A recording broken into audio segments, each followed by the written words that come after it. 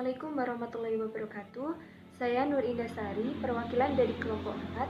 Di sini saya akan membacakan materi perilaku konsumen bab 9, yaitu dengan judul pengukuran perilaku individu dalam menganalisis perilaku konsumen.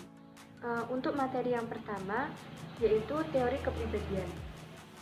Kepribadian dapat didefinisikan sebagai suatu bentuk dari sifat-sifat yang ada pada diri setiap individu yang sangat menentukan perilakunya. Dalam kepribadian ini terdapat 4 teori kepribadian, yaitu yang pertama teori Freud, yang kedua teori sosial, yang ketiga teori konsep diri, dan yang terakhir teori sifat atau teori ciri. Selanjutnya, pengertian perilaku konsumen. Perilaku konsumen merupakan suatu proses pengambilan keputusan oleh konsumen dalam memilih, membeli, memakai, serta memanfaatkan produk, jasa, dan gagasan atau pengalaman dalam rangka memuaskan kebutuhan dan hasrat konsumen.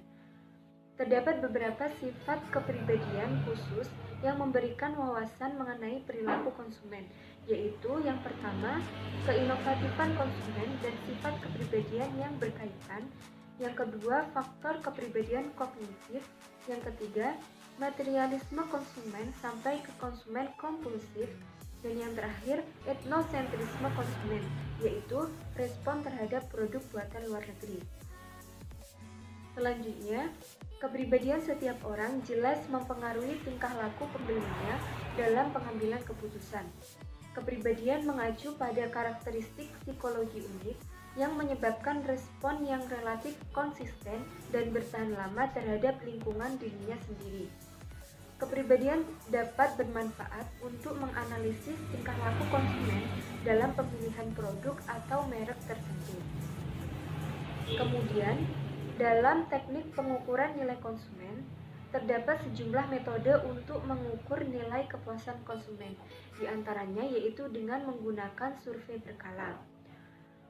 Survei berkala ini dapat melacak kepuasan konsumen secara langsung dan juga mengajukan pertanyaan-pertanyaan tambahan untuk mengukur niat pembeli kembali dan kemungkinan atau kesediaan responden untuk merekomendasikan suatu perusahaan dan merek kepada orang lain.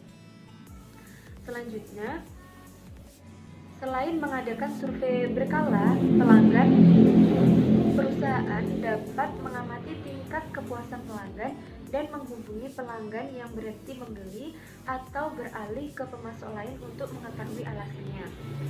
Perusahaan juga dapat memperkerjakan pembelanja misterius untuk berperan sebagai pembeli potensial dan melaporkan titik kuat dan lemah yang dialaminya dalam membeli produk perusahaan maupun produk pesaing. Selanjutnya, permintaan merupakan keinginan yang didukung oleh daya beli.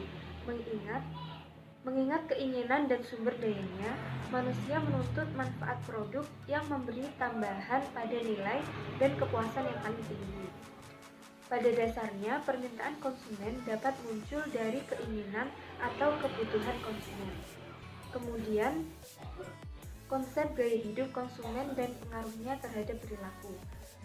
Gaya hidup yang diinginkan oleh seseorang mempengaruhi perilaku pembelian yang ada dalam dirinya, dan selanjutnya akan mempengaruhi atau bahkan mengubah gaya hidup individu tersebut. Demikian tadi pemaparan materi dari saya. Ada kurang lebihnya saya mohon maaf. Wassalamualaikum warahmatullahi wabarakatuh.